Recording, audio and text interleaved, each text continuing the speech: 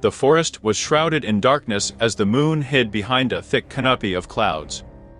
A cold wind rustled the leaves, sending a shiver down the spine of anyone who dared to venture into the heart of the wilderness on this fateful night.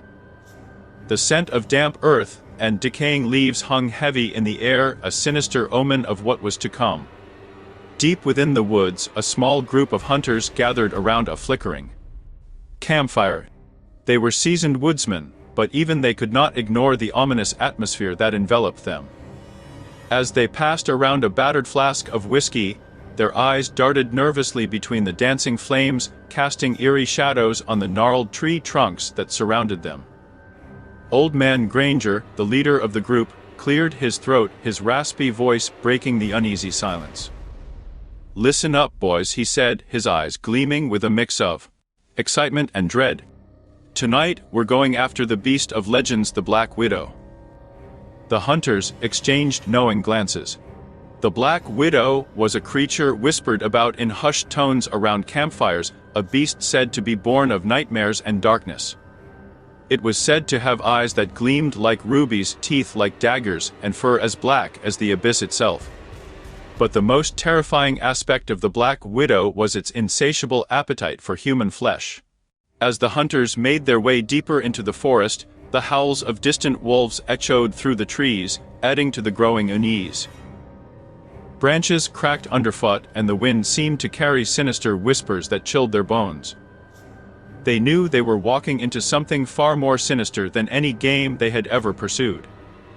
Hours passed, and the hunters pressed on, their lanterns casting feeble circles of light into the oppressive darkness. The forest itself seemed alive. Them with every step. The air grew colder, and the oppressive weight of dread settled upon them like a leaden cloak. Suddenly, a blood-curdling scream pierced the night. The hunters spun around, their weapons at the ready, their hearts pounding in their chests. But the source of the scream was nowhere to be seen. It was as though the very trees themselves had cried out in agony. The hunters pressed on, their fear mounting with every passing moment. They found tracks, massive paw prints that left no doubt they were on the trail of the Black Widow. Granger's hands trembled as he examined the prints. He knew they were closing in on their quarry, but he also knew that the closer they got, the more dangerous their situation became. As they continued to follow the tracks, the forest seemed to close in around them, its ancient trees twisting into grotesque shapes that loomed over them like malevolent specters. Strange, ghostly lights flickered in the distance, leading them deeper into the heart of darkness. Suddenly, the hunters found themselves in a clearing, and there, bathed in an eerie, ghostly light, stood the Black Widow. Its eyes gleamed like twin orbs of hellfire, and its fur seemed to absorb all light around it, rendering it invisible in the darkness. With a guttural roar, the beast lunged at the hunters. Panic and terror gripped them, but they fought back. With all the desperation of men staring into the abyss. Shots rang out, and the forest echoed with the howls of the wounded creature.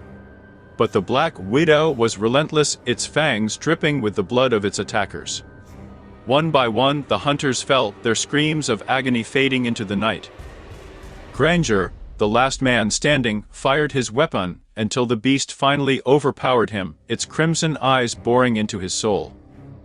As the life drained from Granger's eyes, he realized that the Black Widow was not just a creature of the night, it was a manifestation of their deepest fears, a relentless force of darkness that had hunted them down one by one. The forest itself seemed to sigh in relief as it claimed its victims, and the Black Widow disappeared into the inky blackness, leaving only the echoes of the hunters' screams to haunt the night. The legend of the Black Widow would live on. A cautionary tale for those who dared to venture into the haunted woods on a hunting night. For the darkness that lurked within the forest was far more terrifying than any beast, and once it had you in its grasp, there was no escape.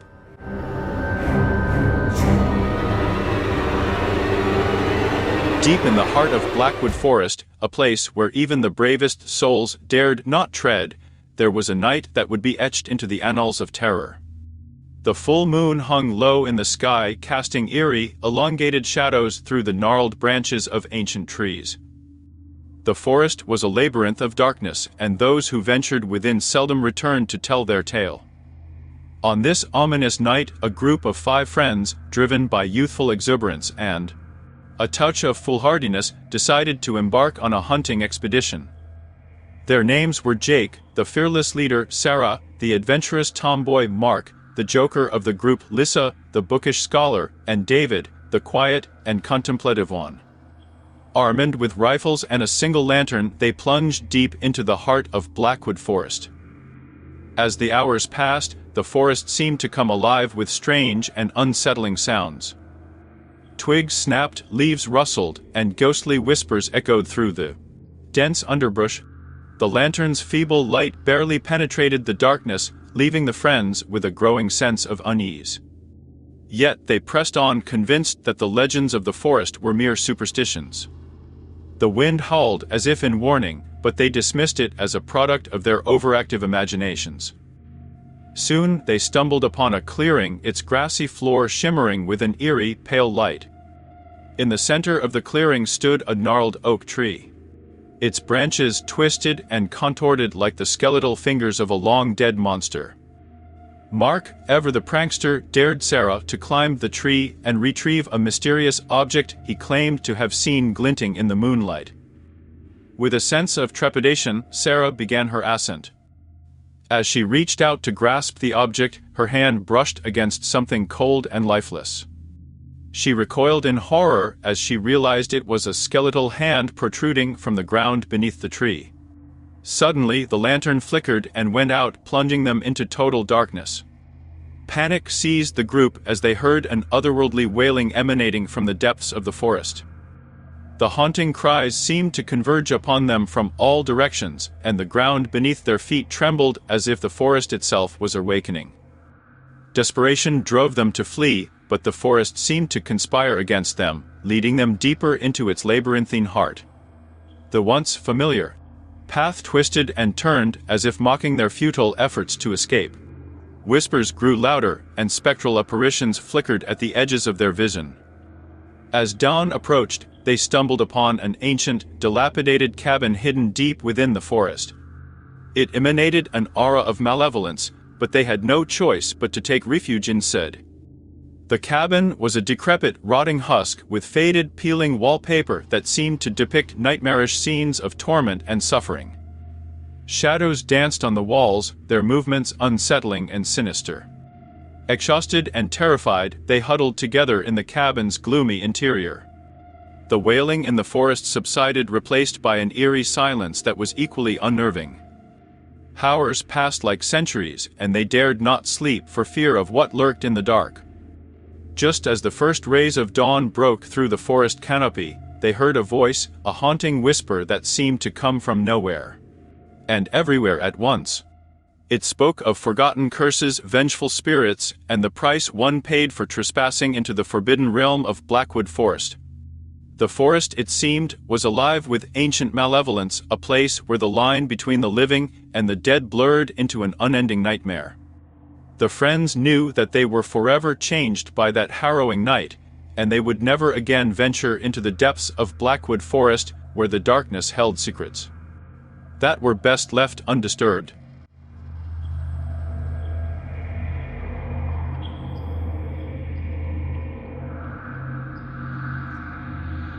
The night was draped in an eerie shroud of darkness as a blood-red moon hung low in the sky, casting long, twisted shadows through the dense forest. The air was thick with an unsettling silence, broken only by the occasional rustle of leaves and the haunting calls of unseen creatures. This was the night of the most feared and fabled hunt, a night when seasoned hunters whispered tales of dread around campfires, and even the bravest souls dared not venture into the woods alone. In a remote, forgotten corner of the world, nestled deep within a forest that had seen centuries of secrets and horrors, a group of hunters had gathered. They were not ordinary hunters, they were seekers of the supernatural, those who hunted creatures that lurked in the darkest corners of human imagination. They called themselves the Night Stalkers.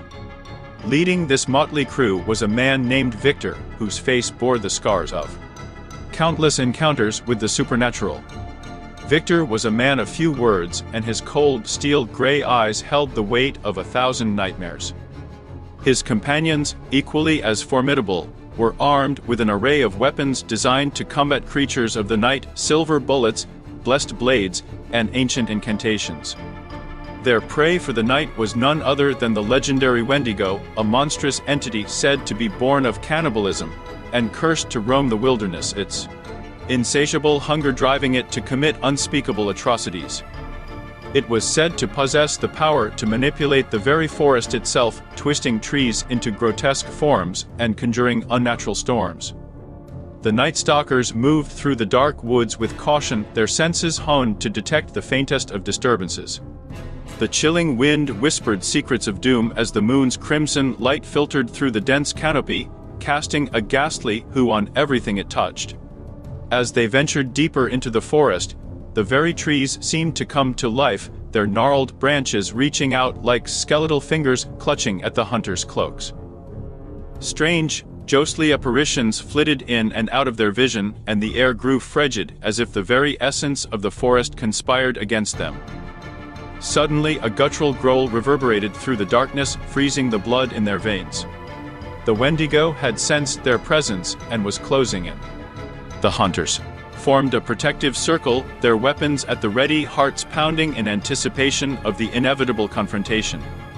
From the depths of the shadows, it emerged, a grotesque creature with emaciated limbs, its pallid flesh stretched taut over its skeletal frame. Its eyes, like two fiery coals, burned with malevolent hunger. The Night Stalkers stood their ground, determination etched into their faces as they prepared to face the terror of the night. The battle that ensued was a maelstrom of chaos and horror.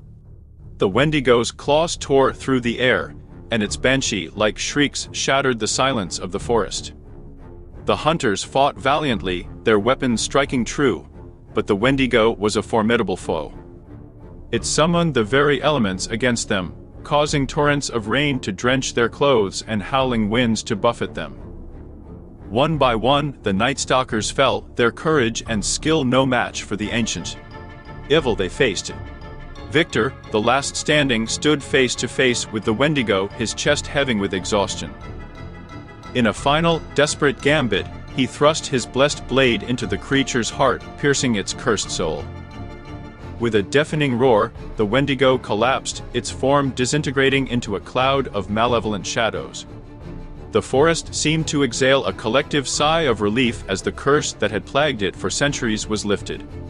As the crimson moon began to wane, Victor stood amidst the fallen leaves and broken bodies of his comrades. The night had been long and terrifying, and the scars, both physical and emotional, ran deep. He knew that the horrors of the night would never truly be vanquished, but for now, the forest lay still, and the world had been spared from the Wendigo's hunger. With a heavy heart, Victor turned to leave, his steps haunted by the memories of that.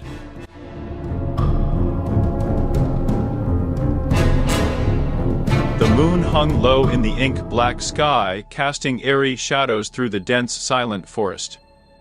A cold wind whispered through the ancient trees, sending a shiver down the spine of the lone hunter, Jake. He knew the legends of these woods, tales whispered around campfires to chill the bravest of hearts. Tonight, he sought the legendary beast, the Shadow Stalker. A creature of malevolent darkness, it was said to possess the power to steal a person's soul with a single glance. As Jake moved stealthily through the underbrush, the forest seemed to close in around him. The only sounds were the crunch of leaves underfoot, and the occasional distant hoot of an owl. Sweat trickled down his forehead, but it was not from the warmth of exertion, it was the icy grip of fear. Suddenly, the moonlight flickered and died, plunging the forest into absolute darkness. Jake's heart pounded as he fumbled for his flashlight. The Shadow Stalker loomed before him, its form shifting and undulating like smoke. Its eyes, twin orbs of malevolent crimson, locked onto Jake's. In that moment, he felt his very essence being drawn toward the creature, a force of darkness that threatened to consume him. Desperation overtook Jake as he raised his flashlight, aiming its beam at the creature's eyes. The Shadow Stalker screeched, a horrifying sound that echoed through the trees, and retreated into the inky depths of the forest. Gasping for breath, Jake stumbled back, his heart still racing. He had narrowly escaped the clutches of the Shadow Stalker, but he knew it would forever haunt his dreams. As he fled the cursed woods, he couldn't help but wonder how many others had ventured into the hunting night, never to return.